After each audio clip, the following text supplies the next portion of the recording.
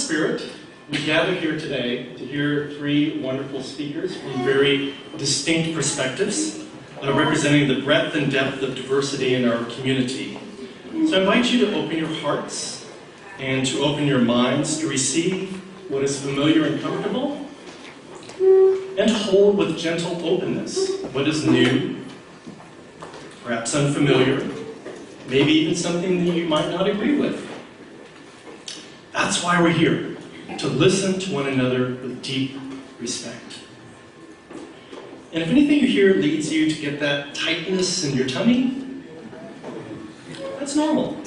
It's our human way of dealing with something that's unfamiliar. Simply notice it and be kind with yourself and each other as we hold everything today with compassion and openness. So we're blessed today to hear from three faith leaders: Abbess Schrader of Green Gulch Farm Zen Center, Sister Elizabeth Padilla from the Brahma Kumaris residing at the Anubhuti Retreat Center in Nevada, and Professor Reverend Yolanda Norton from San Francisco Theological Center. So I'll introduce each speaker, and then I'll also serve as timekeeper, so there's no need for them or any of us to worry. Just relax and enjoy these three leaders from our community. So our first speaker is Abbess Fu Nancy Schrader, who has been a resident of the Zen Center for over 35 years, becoming abiding abbess at Green Gulch Farm Zen Center in March 2014. Fu has held most of the monastic positions at Zen Center and has been an active supporter of programs for children, people of color, the gay and lesbian community, and the interfaith community, having also served on our Marin Interfaith Council Board of Directors. In 2008, she was elected to the Marin Women's Hall of Fame, and in 2010, she was appointed to the board of the Marin Community Foundation. She received Dharma transmission from Rev. Anderson in 1999, and she has been a long-time champion of the Marin Interfaith Council, and we're very pleased to have her with us today. Please welcome Abbess Fu Schrader.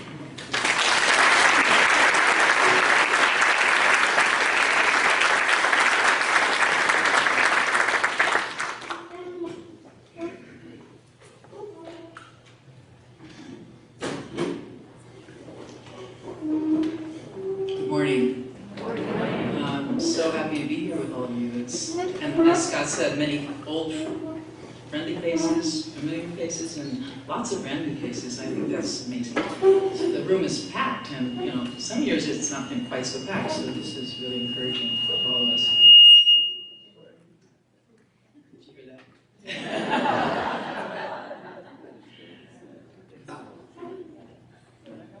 So my friends here on the panel, and I have been asked to speak to you today about the spiritual tradition that each of us represents, but in particular, the role of or status of women in our traditions.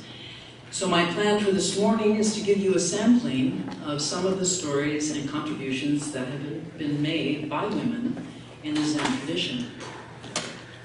Historically, there's not really much I can say that is positive about how women have been included, regarded, or respected as serious practitioners within the Zen tradition, and particularly as teachers or as role models.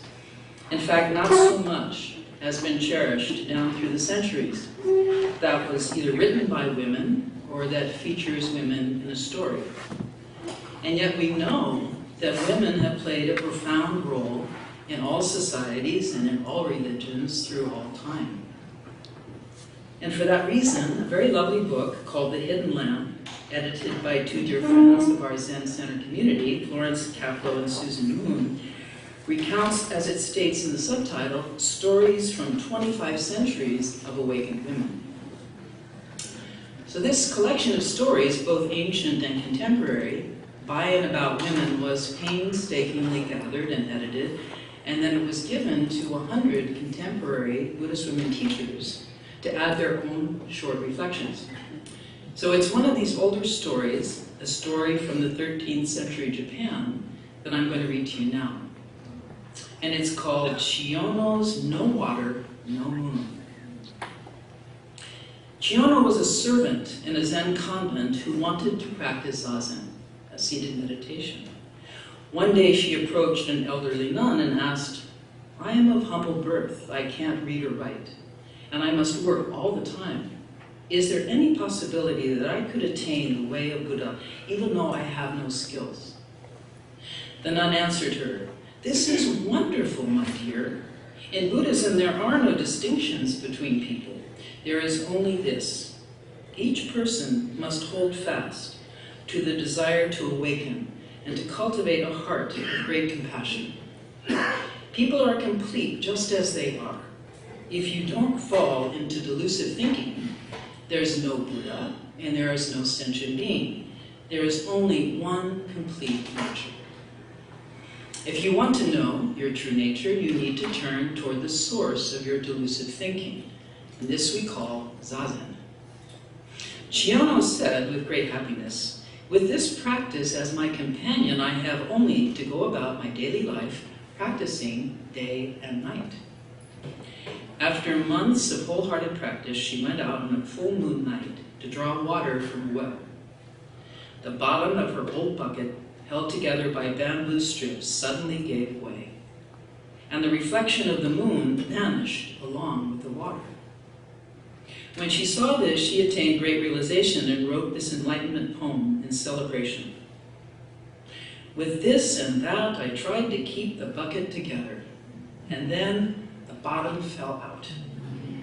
Where water does not collect, the moon does not dwell. So this story has all the, excuse me,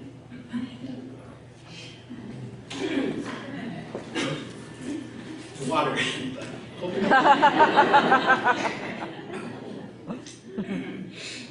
So this story has all the juicy parts of what makes Zen practice so inspiring to many of us. There's the great mystery at the heart of life itself, which has been clouded over by assumptions that we make about ourselves as being not good enough, not smart enough, or not pure enough to realize the great mystery of life itself. And then we have this deep wish, such as Chiono had, to become free of such hurtful and delusional thinking. Nobody knows how or when it happens, or whether it even happens at all, but there does seem to be a moment, however long or however short, when letting go of it all, one realizes that they are already complete. They are already completely free. When the bottom falls out of your bucket, along with the water and the reflection of the moon, go all of those tightly held notions we have about ourselves, including that we are men or that we are women, we are gay or straight, old or young, rich or poor, alive or dead, Buddhas or sentient beings. These notions, once seen for what they truly are, mere words that lack true meaning, is at the heart of what the Buddha found when he turned his attention onto the source of his own delusional thinking, that is, to the human mind itself. I think one of the main reasons that I've found Zen practice so compelling and nourishing for over 40 years is the generous and liberating view that the Buddha had about our human life after sitting for 7 days under a tree quietly, considering the source of his own suffering. Once he discovered the source, he also discovered the cure, which he then told to others who've tried it for themselves, and then they taught it to others, and so on for 2,500 years. The formula was really fairly simple, but as the saying goes, not so easy. The part that's not so easy is what Chiono took upon herself to study day and night. She took upon herself a sincere commitment to look at the source of her delusional thinking. This practice of attending to our thoughts is the very same practice that the Buddha was doing under the tree of enlightenment. He was watching the workings of his own mind. One of the first things he saw was an army of demons threatening him with destruction if he did not cease his quest for awakening. When he remained seated in the face of the painful onslaught, the army vanished. Next, he was besieged by a trio of beautiful dancing boys and dancing girls, calling to him to come and play, and to forget all about his wish to bring an end to human suffering. Still, he remained seated, and with that, the dancers also vanished. Finally, he found himself facing the greatest demon of them all, called Mara, the evil one, master of illusion. Mara suddenly appeared in the clearing, sat facing the young man directly, and hissed, "I have given you every chance to run away. Now I will destroy you." The Buddha replied, "No, you won't, because I know who you are." Mara shrank back with a howl and cried, "You don't know who I am." And the Buddha replied, "Oh, but I do. You are myself." And with that, Mara vanished, leaving the newly awakened Buddha sitting quietly under a tree as the bees buzzed around the flowers and a young woman passed by carrying a jug of water on her head. "Good morning," she said. "Good morning," the young man replied. From there, this new teacher went out into the world to share his liberating vision with others. As the centuries passed, hundreds and thousands of humans, men and women alike, have found relief from their own vivid imaginations through this practice of sitting quietly and allowing the images appearing in their minds to simply pass on by. So this transmission of the Buddha's teaching, given from one person to another, is what in Zen we call warm hand to warm hand, teacher to student, on and on and on. And for me, there was something very alive and present in this approach to a spiritual life. And yet I can remember asking my own teacher many years ago, "So where are the women teachers?" He replied, "Why don't you look under your nose?" Well, I thought he was being facetious at that time, but actually he was reaching out his warm hand to mine. So it's with great gratitude to the male teachers and to our Dharma brothers who welcomed us into what had pretty much been a bastion of male monasticism that much has changed in the years since I first began to study Zen. We have 2 women who are currently abbots at the Zen Center, myself and Linda Ruth Cutts. Many of our students are women, and a number of them are priests, having done years of monastic practice. Some of us are mothers as well. In fact, we in the Zen Center community are in the midst of a new and exciting experiment in the history of the Buddhist tradition in which men and women, as well as families with children, are living and practicing together. And so far, the experiment is going very well.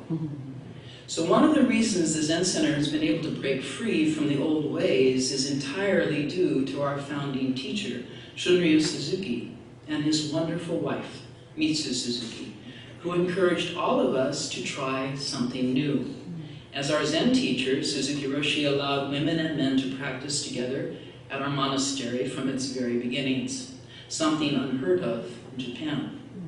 And his wife, my dear teacher of the Japanese tea ceremony, welcomed everyone at the Zen Center not only into the tea room, but into her kitchen as well, even long after her husband had died.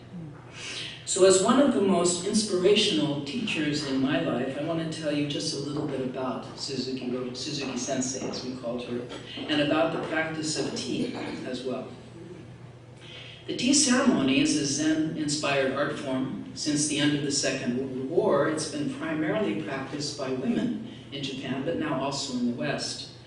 Tea is all about feelings, as far as I can tell. Those exquisite feelings that come from being with old friends, from learning new things, and from honoring age-old craft. If all goes well, which it rarely does, it will take about 40 minutes to navigate the minute instructions required to produce 3 tiny sips of bright green tea. Now, all the while, your knees are on a mat at levels of discomfort that it's hard to imagine anyone would voluntarily be willing to bear. And yet, for unknown reasons, you stay there until you're done. And it's especially at times like that when the famous saying written on the scroll comes to life. Tea and Zen are one.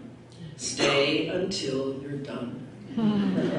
So as I said, tea is all about feelings, feelings that lead you to know how wonderful life truly is, how wonderful to stand and walk, to eat and to visit with your friends, feelings that are all too easy to forget.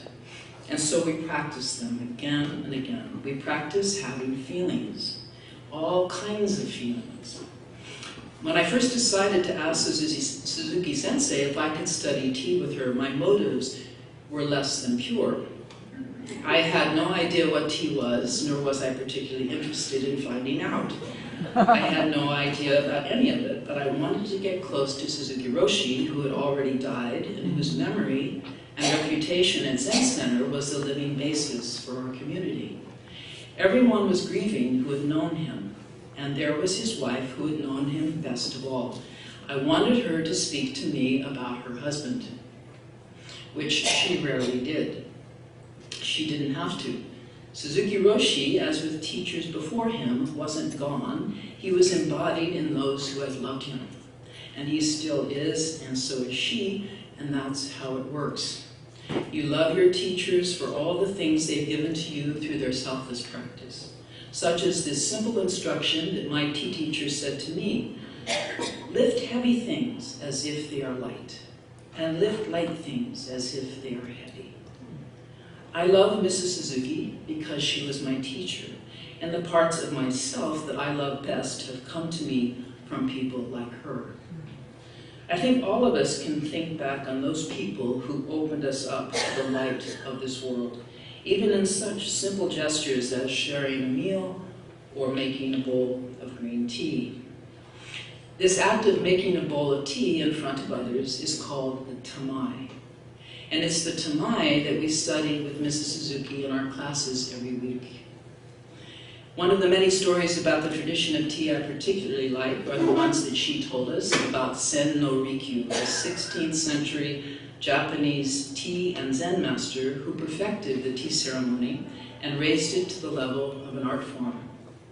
Under Rikyu, the tamai, the utensils, the tea garden, the landscaping, the tea house architecture, were all governed by such aesthetic ideals as wabi, meaning deliberate simplicity in daily living, and sabi, meaning appreciation of the old and faded.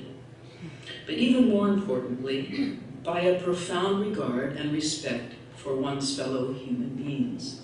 And to illustrate this point, here's my favorite Sen no Rikyu story. One day, Rikyu was invited by a tea grower, an old farmer, to come for tea. The tea grower was very fond of the tea ceremony and practiced as often as time would allow. Rikyu arrived at the old man's tea house, bringing with him one of his promising young disciples as a second guest. Being very nervous, his hands visibly shaking, the grower made a number of obvious mistakes. And yet at the finish, Rikyu said to him in all sincerity, with a deep bow, "This tea you have made is the finest."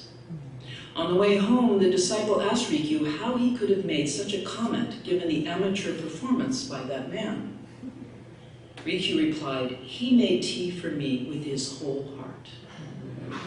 So when I think about Mrs. Suzuki, wholeheartedness is certainly the dominant quality through which she lived her life. Whether she was teaching us tea, doing her daily exercises up and down the hall, singing Japanese children's songs at the top of her lungs, or carefully bowing each time she passed in front of the memorial to her husband, and each time she passed each of us. She was wholehearted. After many years, Mrs. Suzuki returned to Japan to live out the remaining days of her life, which were many. She died only a few years ago at the age of 101. I think she knew very well that Zen Center needed her to stay here for a while until what are called in Japanese the shinmei, or the new growth, had a chance to strengthen and to flower.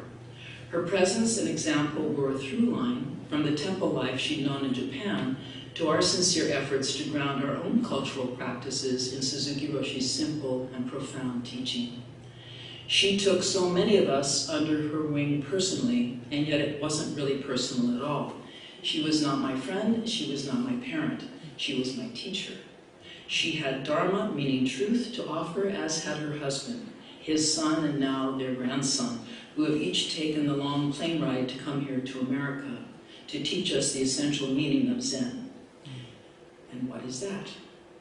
I would say that the essential meaning is that there is no essential meaning, referring to something other than itself. While making tea, make tea. While eating lunch, eat lunch. While washing the dog, wash the dog. It's so simple, and yet almost no one can pull it off. No one can pull off the veil of concepts through which we continuously evaluate and view the world. At least not until the bottom of our pockets have fallen out. Practice is not a matter of time or duration. It is always exactly what is happening right now. It is always in the form of you yourself as both the host and the guest of the present moment. Whether you're walking or kneeling, serving or receiving an offering, the practices of awareness arise in a boundless stream when you and the world appear inseparably together. Nothing to hold on to, nothing to take, no one to protect, and nothing to hate. The last time I made tea for Mrs. Suzuki, before she returned to Japan, I was having a pretty hard time, mostly because I kept crying. When I finally finished whisking and I looked into the tea bowl, there were tiny lumps floating on the surface. Not a very good sign. So I bowed and I told Sensei I was so sorry about the lumps. And when I looked up, she was smiling at me and she said, "Fusan, enjoy the lumps." So here's a final Zen story about another woman, that one being myself. This took place down in our monastery. And one day I was working as the head cook down at Tassajara, and a young man who'd been assigned to my crew responded to every instruction I gave him with a visible sneer and a grunt. So I finally asked him to please step outside to the back of the kitchen, and I requested that he tell me what was going on. He said, without the slightest bit of shame, "I don't like taking orders from women." To which I responded, in all sincerity, "You think I'm a woman?"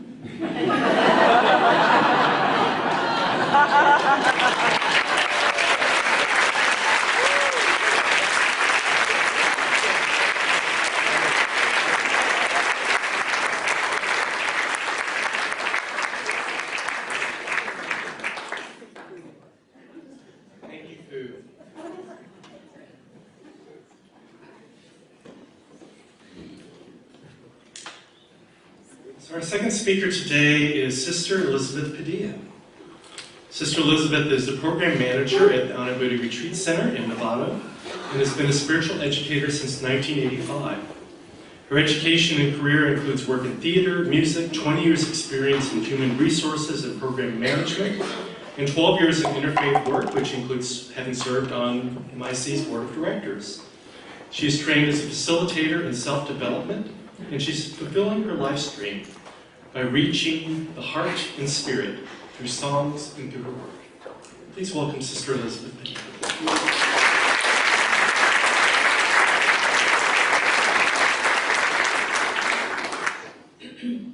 Thank you very much. And Abbas Fu, thank you. That is, I just feel so humbled. I took so much wealth. I was moved by the experiences of the regard you had for your mentor and for your effort of the tea and, of course, using your teachings for difficult situations. And that closing statement was fantastic. And I'm honored to speak after you. And I saw her, I was there at the Marin Women's Foundation, or that honoring her as a woman leader in Marin. And so I got to witness her story from beginning to end. And I ask again, why is it when I hear the story of another, a story from a different faith tradition other than my own, that I feel validated, moved, and inspired to live my own tradition with more fervor? And I've asked that question, and each person I ask, I get a little bit more of a tidbit on what that, I would say, chemistry that we all know, because we wouldn't be here. Right, Barbara? I mean, you know, we wouldn't take this ride, because sometimes we meet up with the other and find it difficult to meet up with ourselves, you know. And that last demon was me. And how easy it is to thwart it outward. And so I would say that, because right now is a difficult time, we've got a lot going on, as you all know that story. And for me, story has been a way to understand life so that I could stand back from my own canvas to understand myself. And so being raised in Cupertino as a nice Catholic girl, ventured off into theater and performed in Beach Blanket Babylon as Snow White.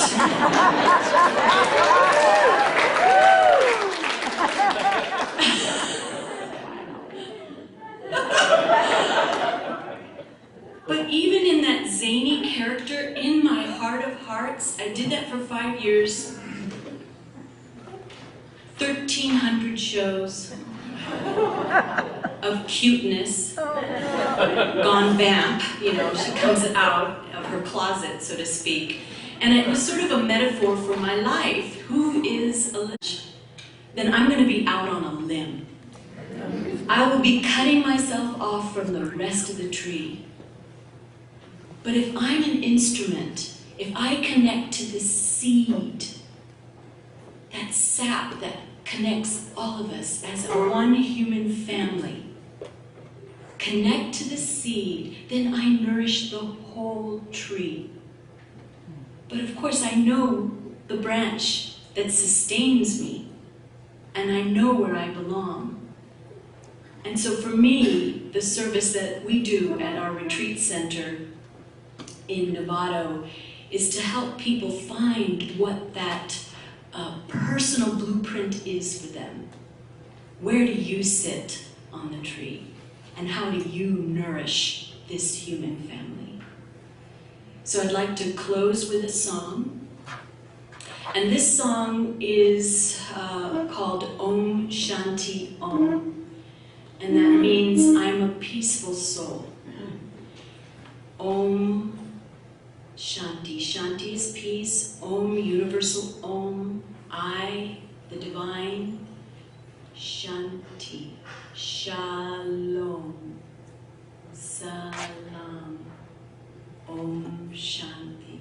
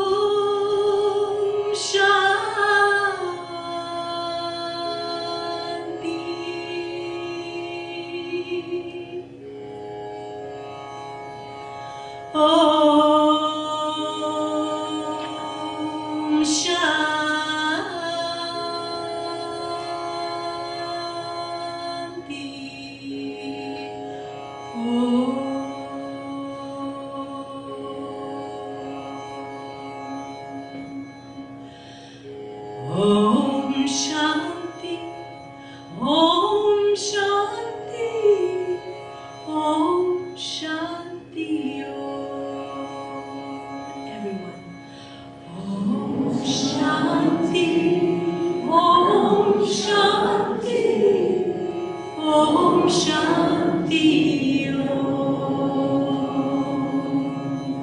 Om Shanti Om. I'm a peaceful soul. Om Shanti Om. I'm a peaceful soul. Bada Sukha kar ye mantra manahar. Om Shanti Om. This great mantra brings such happiness that surrounds the soul. Om Shanti Om. I'm a peaceful soul. Om Shanti Om. I'm a peaceful soul. Om Shanti se hum gujaye haud dharti vyom. Haud dharti vyom. Om Shanti Om. Om Shanti Om. Sing Om Shanti, burn negativity that surrounds the soul. Realize you're a soul. Om Shanti Om. Om Shanti Om. Om Shanti की शक्ति से पत्थर भी होता मोम. The power of Om Shanti can melt the hardest stone. Om Shanti Om. I'm a peaceful soul. Om Shanti Om. I'm a peaceful soul. Om Shanti Om. I'm a peaceful soul. Om Shanti Om. I'm a peaceful soul. Shanti, Shanti, Shanti.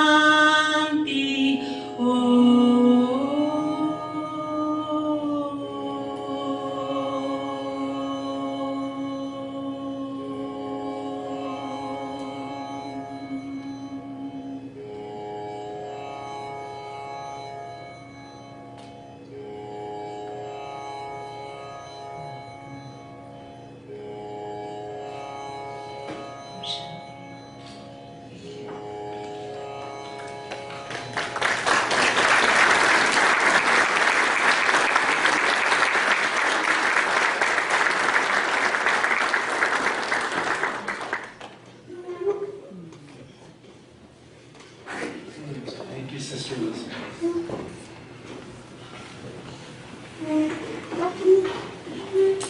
So our third and final speaker is Reverend Professor Yolanda Norton, who is a PhD candidate in Hebrew Bible, in Ancient Israel and Theology, and Practice Fellow at Vanderbilt University. Her current research interests include womanist interpretation, narrative and literary criticism, and the Persian period. In particular, her work focuses on the books of Genesis and Ruth and how each text treats foreign women and considers the ways in which insider-outsider paradigms in Scripture influence constructions of identity and facilitate the vilification and/or oppression of women of color who encounter the biblical canon in the modern world. So prior to coming to San Francisco Theological Seminary, Professor Norton was a visiting instructor at Moravian Theological Seminary and adjunct faculty at Wesley Theological Seminary. She's ordained in the Christian Church, Disciples of Christ, and has served in various ministerial capacities in the Washington, D.C. area and Nashville, Tennessee. She holds a Master of Divinity and a Master of Theological Studies degree from Wesley Theological Seminary and a Bachelor of Arts in Political Science from Syracuse University. And it looks like we might have some music to start us off, is that right? So Ashley and John are going to bless us with some music to start, and then we'll have the professor.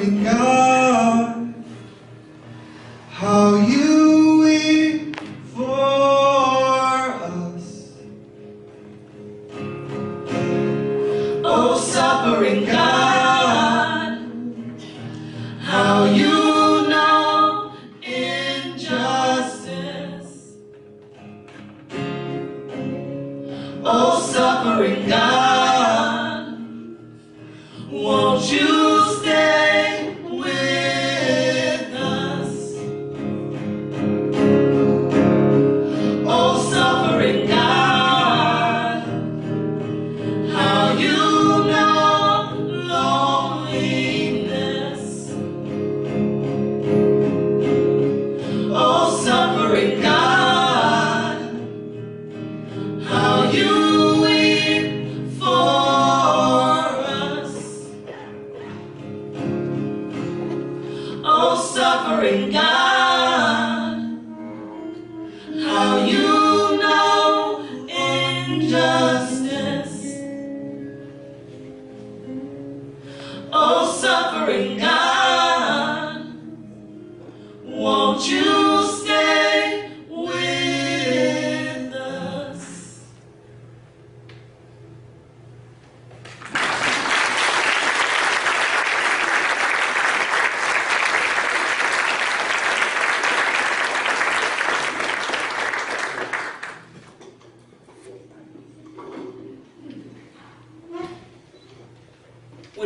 Mordecai learned of all that had been done, Mordecai tore his clothes and put on sackcloth and ashes and went through the city wailing with a loud and bitter cry.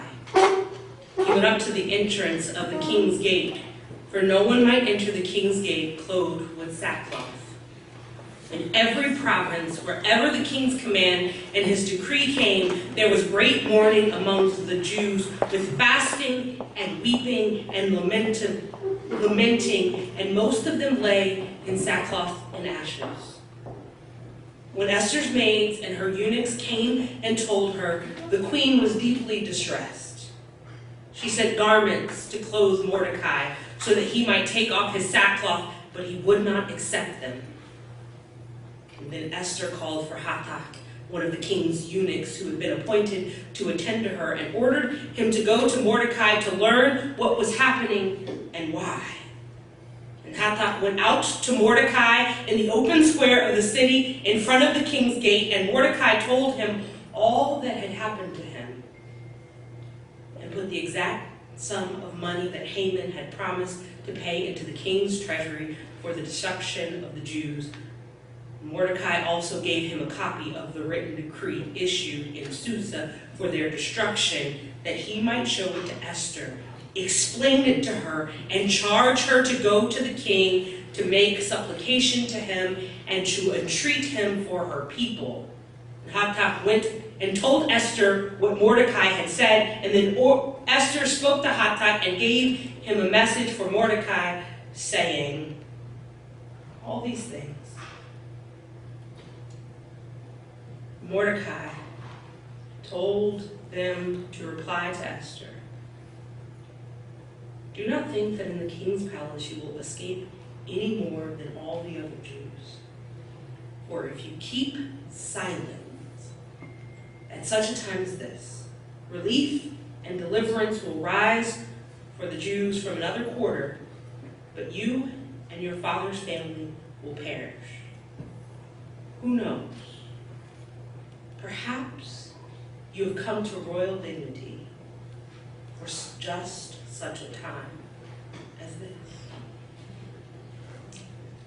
These are words from Esther.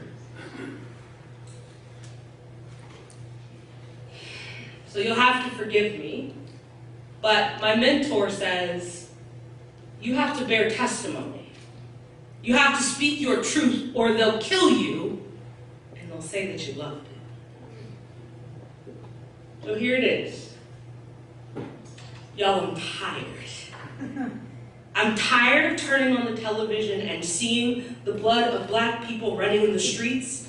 I'm tired of seeing brown people turned away at borders that have welcomed and continue to welcome white people for generations. I'm tired. I'm tired of cultural appropriation. I'm tired of people who respond to the notion of Black Lives Matter with all lives matter because Black Lives Matter is an affront to their identity. I'm tired of good intentions. T-I-R-E-D, I'm tired. I'm tired of divisive religious institutions, tired of people with far too much energy to focus on regulating who people choose to marry, tired of callous, greedy, spiteful folks who don't care if children are fed, if people have health care, or if there are roofs over some people's heads. I'm tired. I'm tired of speaking love in the face of people who are determined to hate. I want to believe that the arc of the universe is long, but it's bent towards justice. I promise you, I want to. But like my foremother, Fannie Lou Hamer, I'm sick and tired of being sick and tired. Amen.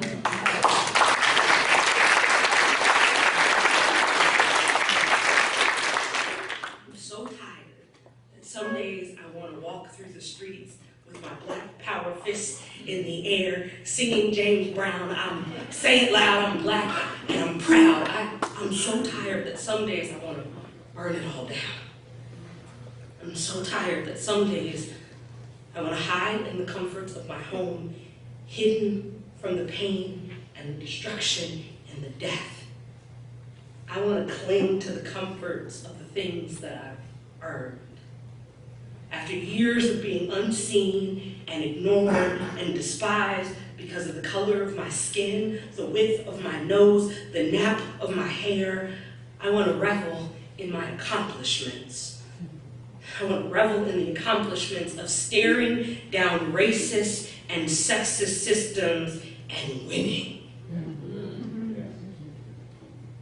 All of this means that I have a particular sympathy for a woman by the name of Esther. She had lost enough. She was far from Judah. She had no understanding of home. Parents are gone. She lost enough, and she used what she had to get what she wanted. She had the titles, she had the palace, she was comfortable. Maybe she was tired. So I'm sympathetic that in the face of death and destruction, she wanted to hide. So what do we do when that's the moment in which we arrive? The beauty of this thing that I get to do, this thing called teaching, is that sometimes your students haunt you.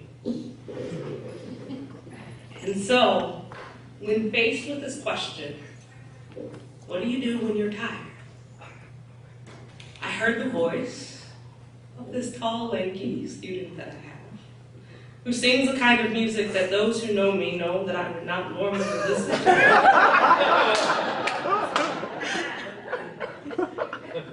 So all week, as I was trying to figure out the subscription, I heard John Lysinga singing the words, "Watch and pray."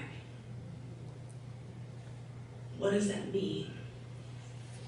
Watch. When I was a little girl, I used to sit in my grandmother's kitchen, and I would look at her while she cooked. And my grandma one day said, "Come and watch me." I said, "Nana, that's what I've been doing." She said, "No, baby girl, you've been looking. You've been looking at me, waiting for me to finish so that you can eat what I've made."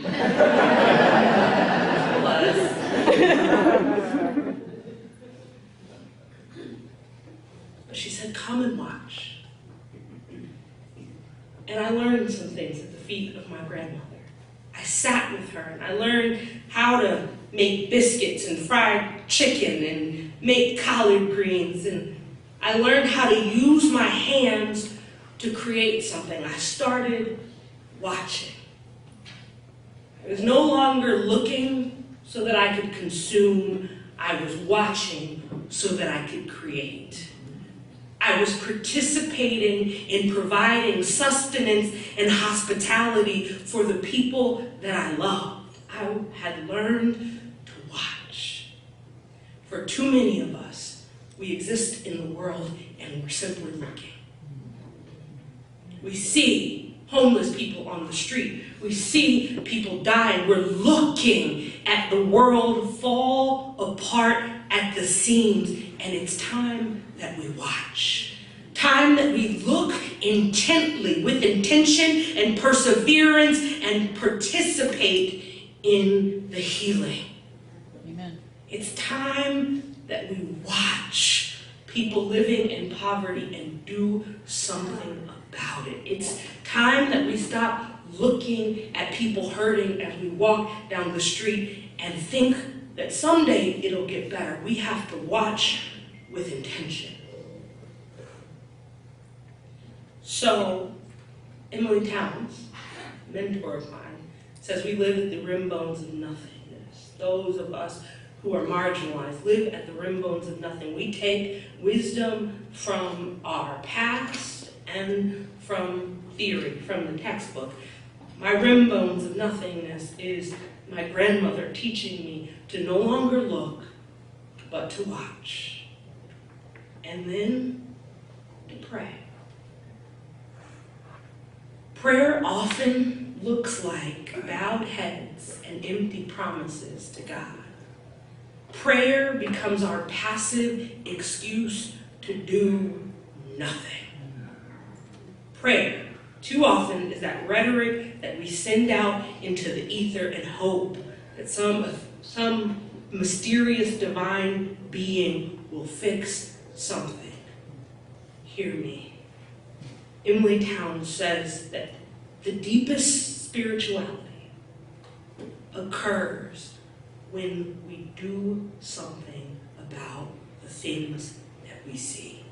She says you cannot claim any moral authority, any spirituality, if it doesn't call you to social witness and social justice.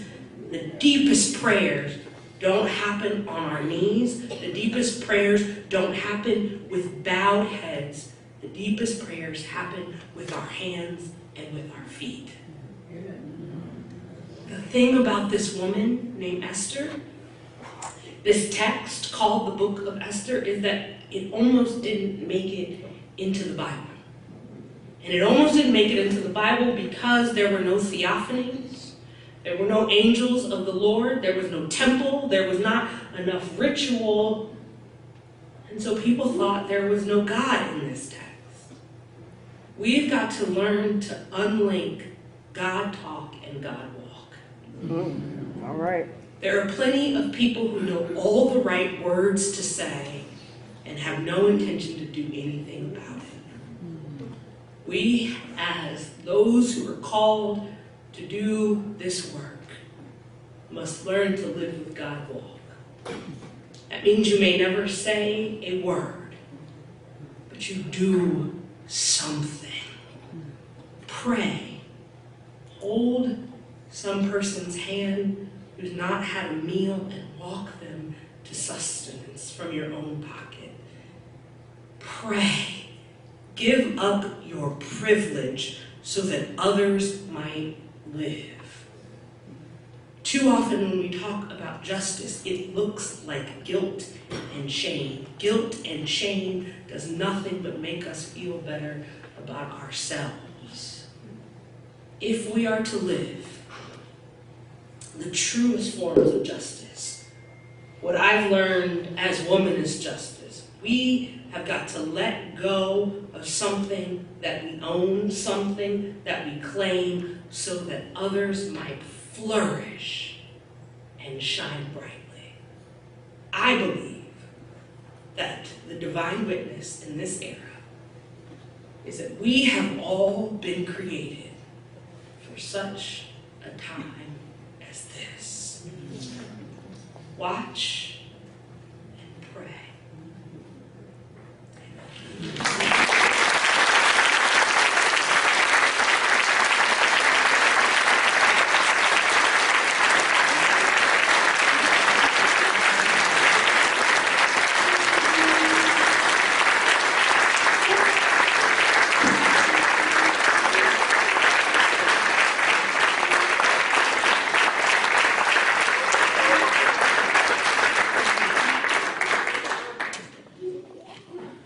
Let's have a final round of applause for all three.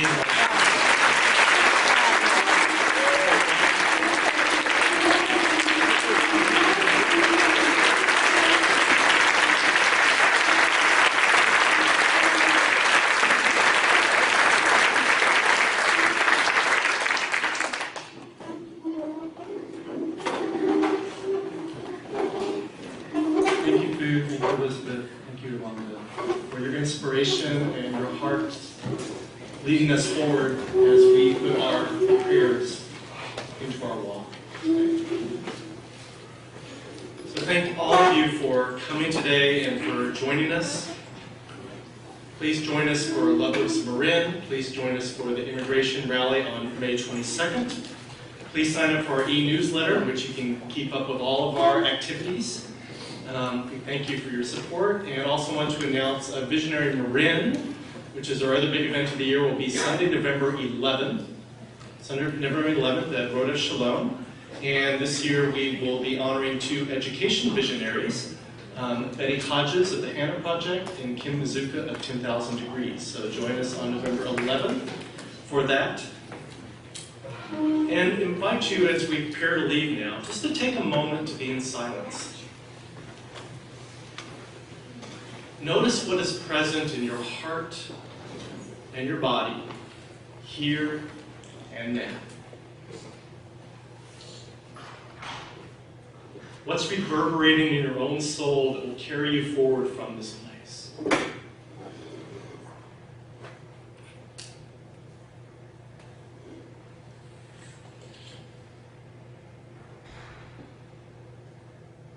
It's up to us to be the prayer of and for the world.